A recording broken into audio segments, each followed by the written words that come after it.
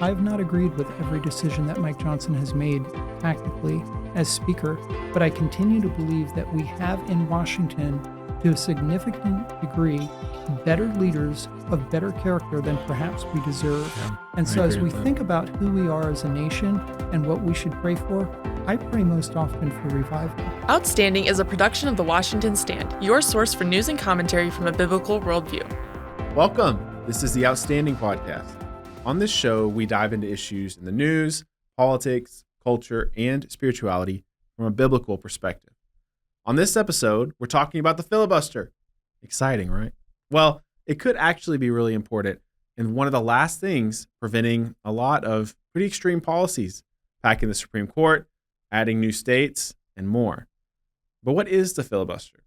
Well, here to explain, we have two great guests. Suzanne Bowdey is the editorial director and senior writer for The Washington Stand. And we also have Quena Gonzalez, senior director of government affairs at the Family Research Council. Thanks for jumping on, guys. Thank you. Ton of fun. Ton of fun. Quena, since you're having fun, let me start with you. What is the filibuster and why should we care?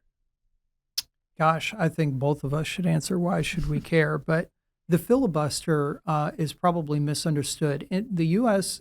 Congress, you have two chambers, right? The House and the Senate. The Senate has different rules from the House, and that's by design. And the filibuster essentially is the ability, Casey, for senators, for an individual senator or a group of senators, to control the floor and prevent something from passing, from business being transacted. And so it's different from the House, where a simple majority of in the House of Representatives can simply vote to end debate, for instance, on a bill. Whereas in the Senate, under certain circumstances, there's the possibility that a senator or a small group of senators can just stop all business and prevent anything from happening until, typically, negotiations behind the scenes happen and they get some sort of concession that they're seeking. Gotcha. Well, the reason we're talking about this, I should say, is because of the government shutdown and a lot of calls to get rid of the filibuster. I think there is generally a feeling of frustration that Congress doesn't get things done. I think that's on both sides. So, Suzanne, I'll ask you the same question with that backdrop. The filibuster, I think a lot of people's eyes would glaze over, but what I'm hearing from you guys is it's actually more important than that. It's hugely important. It's literally the one thing standing between either majority party and everything they want to do. Now, in our case, we'd be like, great, we would love for Congress to pass abortion prevention. We would love for them to do amazing things protecting marriage, all the things that we care about. But when the shoe is on the other foot, just imagine if Democrats could pass anything on their radical wish list. And because, as Quena said, of how the Senate is constructed, I mean, the founders wanted give and take. They wanted compromise. They didn't just want the majority party to come in after every election and you'd have political whiplash. I mean, every few years, every election, you'd have one party saying, well, we want to go this way. And now with how the country is so divided and how our policies are so far apart, just imagine sort of the ricocheting that would happen every election. And you referenced the shutdown. You know, Trump has been very vocal about, I want to end the shutdown. Let's kill the shutdown. And I think a lot of us understand his frustration. We would love to just do whatever we wanted, enact whatever policy is on our hearts. We think we have the people behind us. We're in the majority. But, you know, I think a lot of Trump's ideas are a little short-sighted. He's never served in Congress. And while that can be a good thing that he's not a career politician, it also doesn't give him sort of a sense of why these things are in place. And I really think that it's dangerous. And I think that the fact that the Republicans right now are saying, no, whoa, cool it, means that they also recognize how dangerous this could be if and when, and we know Democrats have been in control of the Senate more times in the last 50 years than Republicans, when they're elected again. It's the only protection we have right now for the minority party to have a say in the Senate. So just to put a fine point on it, like what are we talking about here?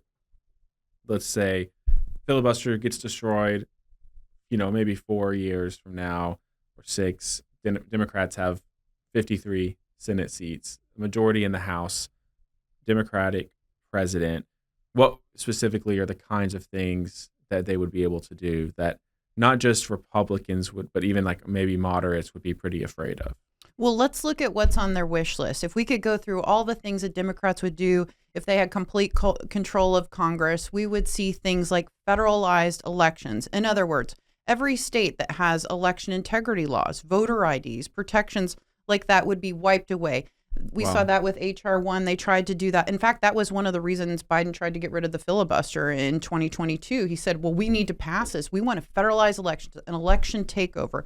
Imagine abortion on demand up to the moment of birth in every state, up to 9 months. We're talking about taxpayer-funded abortion. The Green New Deal. We're talking about things like the Equality Act, which is the whole enchilada on LGBT issues. We're the end of religious liberty, men and girls sports. We're talking about bathrooms opened up to both sexes. We're talking about teachers having to use preferred pronouns, foster care, adoption agencies not being able to establish criteria. I mean, literally every bad idea they've had. Tax hikes. I mean, we're talking about just like immigration.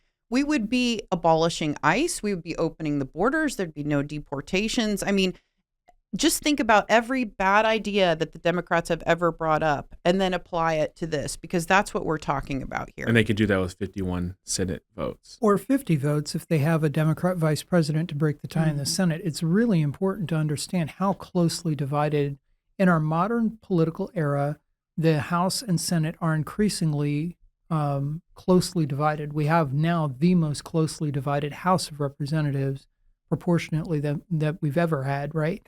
But that is part of a longer trend line that we've seen. And so when our politics are this divided, as Suzanne said, every election and every seat would become a life and death issue. In the House changes political parties frequently. In the Senate, it would change just as frequently and does. But if you got rid of the 60 vote threshold for most questions before the Senate, each of those changes, as Suzanne, as you said, would herald a complete sea change, and it would be not only whiplash, we would see an increase in the sort of partisan extremism that we see, especially on the left. They've been really bold and clear, and it's not just fringe elements of the Democrat Party. Chuck Schumer, the leader of the Senate Democrats, went as the then leader of the Senate. He was in the majority at the time. Went and stood on the steps of the Supreme Court when it looked like Dobbs might overturn Roe v. Wade, and nationalized abortion policy might be returned to the states and the people's elected representatives in Congress, instead of being stuck at the Supreme Court for the previous 49 years. And he, in anger, went to the Supreme Court steps and said, beware. He warned the court to their face, beware what will happen. And what he was referring to was packing the court. Packing the Supreme Court would be expanding the Supreme Court from the current 9 seats that it has to, let's say, 13 seats under a Democrat president and with a Democrat Senate, willing and able and eager to confirm radical leftists.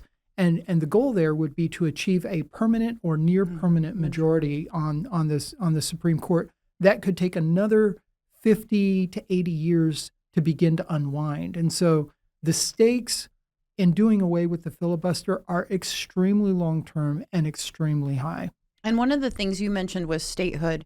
And that's another big way that the Democrats plan to enact sort of a permanent majority. So we're saying, yeah, it would be awful if we had this every 2 years we go right and every 2 years we go left. But if the Democrats got a hold of a Senate without a filibuster, I don't know that we would ever go back right, because they would create such a wall around their majority with through federalized elections, through the Supreme Court, through these seats in Puerto Rico and elsewhere that there'd be no way to get the country back. I don't think it would be a takeover. D.C., Puerto Rico, that's 4 more Senate seats for Democrats right there. Right. The common wisdom is that, and the historical record is that right now those entities, the District of Columbia and Puerto Rico, have non-voting members in the House of Representatives, but they don't have representation in the Senate. If they had representation in the Senate, it would very likely be Democrat representation. And so it's a partisan ploy by one party to achieve, as you said, Suzanne, a permanent majority. Well, it seems that the Senate is sort of set up to be an expression under the current form, an expression of the will of the people with some checks. And it's something we never talk about, but the founders talked about, was this idea of the tyranny of the majority. Right. Right. And this idea that democracy is not a perfect system, and it has to have its own checks too. And that's why we're a republic. And 51% of people should not be able to dominate the other 49%. That's how I read some of the Federalist Papers, founding documents. Do you think that's accurate? I mean, do you see that historical concern? Because it seems like we're leading up to this point of no return politically, of maybe since the Civil War, of division, of partisanship, rigging the system and ripping it apart. What when we look at history, I mean, if people always understood the filibuster like this, I mean, is it being this important? So the filibuster is not in the Constitution. It's a rule of the Senate. And Suzanne, you've looked into the history of that rule because it's changed over time. But in my view, it reflects a constitutional principle. Right. The fact is that we're not like Great Britain, which was our nearest political progenitor. They didn't model us, the founders did not model us on Great Britain, where you had a House of Commons that sort of represented the common man, and then a House of Lords that represented the nobility. That was the split in parliamentary or congressional power in Great Britain. Here, we chose a different route because, as you said, we're a representative republic. And so we are a nation, a single nation, and our House of Representatives reflects that. Each representative in the House of Representatives is, roughly speaking, elected by the same number of people or a district of the same population size. And so it reflects the popular vote. The fact that we have a very nearly divided House of Representatives is a pretty close approximation of where the voters actually are, right? In the Senate, they did something very different. They said every state will have equal representation. And that was on purpose. If you think about the original 13 colonies, you had large states like Massachusetts, North Carolina, especially Virginia. 5 of the first 8 presidents, I think it is, came from Virginia. Virginia was a large state, a prosperous state, and a political powerhouse, right? And so if you're Rhode Island and you're being invited into a quote unquote union with Virginia, but it's going to be by population, well, Virginia is going to have way more representatives in the House of Representatives than you're going to have. And so this was a compromise. This was a recognition, Casey, of the fact that states were of different sizes and had different interests. And it's right there in the Federalist Papers. We don't know who wrote Federalist 62. It might have been Hamilton. A lot of people think it was Madison. But the author of Federalist 62 wrote that the compromise of the Senate, that would the inclusion of the Senate, which represented states equally, was a way of giving small states a stake in the game and a reason to join the Union. Remember, they wrote the Constitution, but then they had to take it back to the states to be ratified. Was everyone going to agree to this? And it was not at all clear at the time that they would. So the Federalist Papers are one of the contemporary records that we have of what the founders were thinking at the time when they came up with these compromises. And as you said, it's very clear that the Senate, by design, was designed to protect the interest of small states. Again, going back to that principle that you mentioned earlier, Suzanne, of protecting the rights of the minority. Somewhere in government, it was deemed to be wise that the minority would have a check on the majority. Of course, fast forward, 250 years now to where we are, and you look at where we are now, and the idea of majority and minority has changed a lot.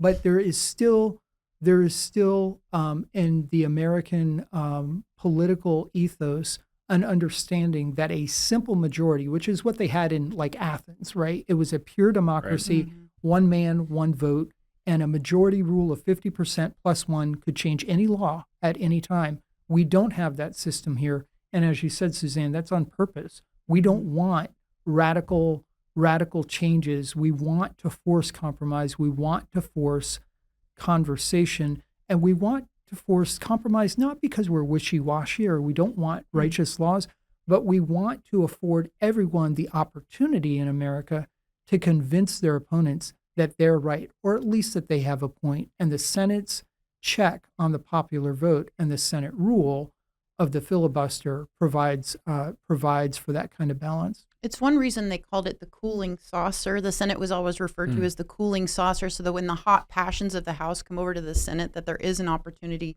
to talk and to compromise and to deliberate. It's called the deliberative body. We probably think it's a dysfunctional body now, but there was a reason for that. I mean, if you like division, then sure, get rid of the filibuster. If you want right now, I'm sure most Americans would say, let's eliminate the shutdown. Well, one way to do that is to compromise, to talk, to have bipartisanship. I think of this a lot like I think about the Electoral College. Every time somebody's frustrated by the fact that, we don't have enough votes, it should be popular vote for the president, But again, you're taking these little tiny towns and minorities and you're saying, we want you to have a voice. And it's on purpose so that you're not bulldozing, the minority in small areas and small opinion. Everybody should have a say. That's what this is about. That's right. That's right. We kind of have this idea of a stuffy history where people were very, very formal, maybe, and passions maybe never ran high. But from the very beginning of the Republic, there have been people in the Senate who took advantage of the fact that the Senate actually lacked. It's not that the Senate came up with a rule and said you can talk for as long as you want. The Senate, like the House, wrote its own rules and renewed them every Congress, every 2 years. And they lacked the rule to end debate. A cloture is what that's called, a vote to bring cloture, to bring closure to a debate. And so this happened from very early on when people didn't like something that was happening or was destined to pass, they would talk. Sometimes for weeks on end, they would gather in groups and talk. And so there wasn't a name for it. But by the 1850s, not far into our history, they came up with this name. Tell us this name. I'm so excited. They came up with the term filibuster, which is from a Dutch word and a Spanish word, different words referring to the same thing. It referred to pirates in the Caribbean. Pirates. Not I love it. Not pirates of the Caribbean, not Johnny Depp. I won't do my Johnny Depp here. Pirates in the Caribbean. So you can imagine the disdain that senators had for this quote unquote filibustering speeches that people would give, where they would go on and on and on and just hold up business and refuse to yield the floor. They were comparing their colleagues who were doing this to pirates who were, which I've never thought of as eloquent speakers necessarily, pirates, but maybe clearly passions ran high. And so the point is, this has been going on for a very long time. And so as a conservative, not as a Republican, but as a conservative, when I look at a system that has been working for so long to sort of recognize the right of the minority to push back, as you said, Casey, against the tyranny of the majority and to provide a check on majority rule, as we contemplate whether we should change that for a short-term expediency, a conservative approach would look at history and say, where has this served us in the past, as you said, Suzanne, but also what unintended consequences might we have for short-term gain, but for long-term consequences. And those long speeches, we don't see them anymore, with the exception of like Cory Booker and others. You no longer have to stand up and give this massive speech like Mr. Smith Goes to Washington. I mean, there aren't Jimmy Stewarts anymore taking up the time in the Senate. That's no longer required. Now you'll see it for like political grandstanding purposes, or if somebody wants to grab some headlines, but it's no longer a thing. Maybe if it were a thing, we wouldn't have so much filibustering anymore. I'm not sure, but it's not Mr. Smith Goes to Washington now. That has all been changed. And in fact, the filibuster itself has been changed over time. I mean, one of the things people talk about is exercise this nuclear option. Well, what is that nuclear option when people are talking about that? That was something that Trent Lott came up with in 2003 because he saw it as the last resort. If you use the nuclear option to get rid of the filibuster, then that means you have literally triggered a bomb in the Senate. And we have seen the nuclear option play out. And I think people are probably confused. Well, wait a minute. I thought that the Senate had exercised the nuclear option. And they have in various situations. I mean, over the last, Quena, like 20 years, we've seen special little carve-outs from the filibuster. You saw in 2013, I think Harry Reid said, we want to carve out for certain presidential nominations, like lower level and lower level judges. So they exercised the nuclear option. Then it might be the first time that they ever exercised the nuclear option. Then in 2017, McConnell said, hey, we warned you about that. So guess what? We don't want to have to get 60 votes for Neil Gorsuch, Supreme Court nominee. So we're also going to exercise the nuclear option. And then just earlier this year, you saw that Thune decided, look, the president has 1,200 presidential nominees that go before the Senate every time there's a new president. We need a way to do this in a faster, more expeditious fashion. So they said, we're going to bundle these nominees and start doing them in packages, so that it's faster to get some of these people through. So that was another little carve out. But you'll notice those are all mostly personnel carve outs. There's not really we haven't seen like a legislative carve out like what the Democrats were advocating in 2022 for either federalizing elections or for abortion. So these were mostly like, well, thanks for standing up to Trump, but eventually we need to get these guys in their jobs or we don't have a government. So I don't see the carve-outs, and maybe you disagree, I don't see the carve-outs as so radical thus far as it would be if we were dealing with policy. Yeah, there are good arguments to be made on both sides of that. I don't know that I have a strong opinion on the carve-outs that have been made so far. I do think that there is a sense in Washington right now that the filibuster's days are numbered. And I think that is something that Christians in particular should be concerned about and prayerful about, because as we've said, there are many good reasons right now when we will want the filibuster to be in place. And so, yes, we're recording this during the longest government shutdown in history. And the first time that Democrats have shut down the government to achieve a policy goal. They're getting a lot of cover from the media. So if you're reading your local news or listening to your local news, you won't hear that it's the Democrats' fault. But it is. At this recording, they voted over a dozen times not to reopen the government. And so, yeah, the president's frustration with that is understandable. In my view, the answer to that is not to radically change the structure of the Senate and the rules of the Senate. The answer to that is to continue to press and to make it very clear that it is the Democrats in this instance who are being obstructionists and that the pain that is coming from the shutdown is the Democrats' fault. The founders foresaw everything that we're going through right now. This is not like we've somehow broken the Constitution or politics has transcended the Constitution. The check and balance, the ultimate check and balance on our government is elections. And when the people become convinced that one party or the other is more at fault than the other, they will punish that party. And so that was what was envisioned as the ultimate check on the government. Elections every 2 years for the House of Representatives, and then the senators rotate. Every 2 years, a third of them are up for election. So every 6 years, all of them are up for election. And of course, the president every 4 years. This is the check and balance. This is how sanity returns to Washington. The instinct to throw the bums out is as old as America itself, and that is by design. The founders understood human nature. They knew that once people achieve power, once someone becomes a representative or becomes president or becomes senator, they would hold on to power as long as they possibly could, and that's why we have term limits on the presidency. But elections were made very, very powerful in order to give the people an opportunity to remove incumbents and hold them accountable. That's where we should be looking, not ending the filibuster. Well, it's an interesting point about the term limits, because for a long time there was sort of this gentlemanly understanding about term limits because of the precedent set by George Washington, right, which I think is kind of based on good faith and is similar to the filibuster. We kind of all just agree it's not legally required, but we agree that we're not going to cross this boundary. And then, of course, FDR crossed it, and so then they codified it. Is there a place for codifying the filibuster in a way that's more permanent, that it can't be nuked? Well, it's interesting. They codified term limits when FDR was essentially term limited by his health. He died in office, and they waited until his fourth term to sort of even propose this. So there was sort of a real politique about that.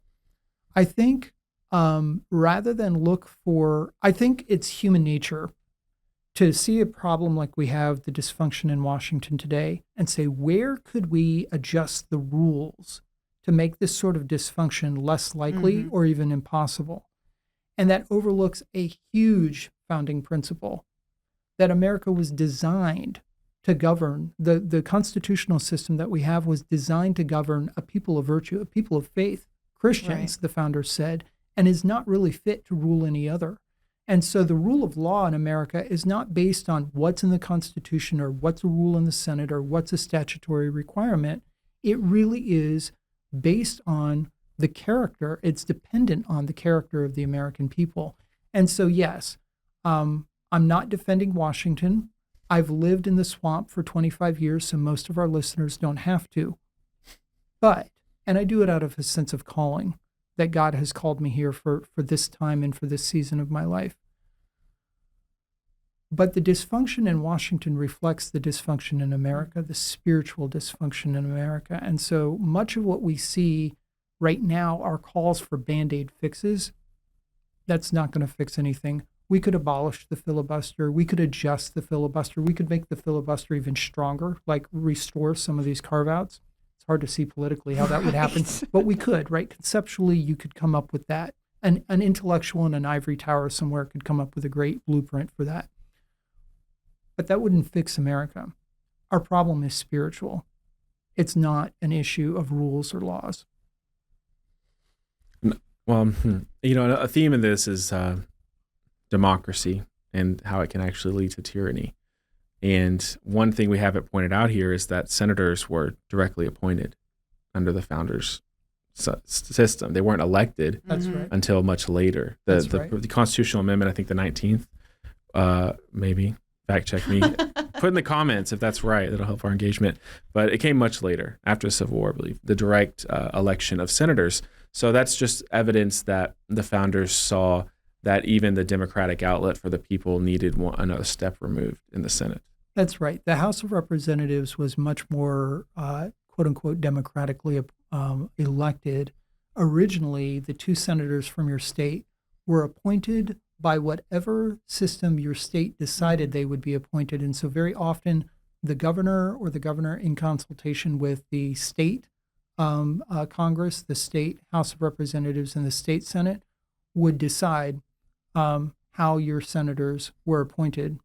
And not only decide who was appointed, but how they were appointed. And so senators were not directly elected by the people of their states for a very, very long time.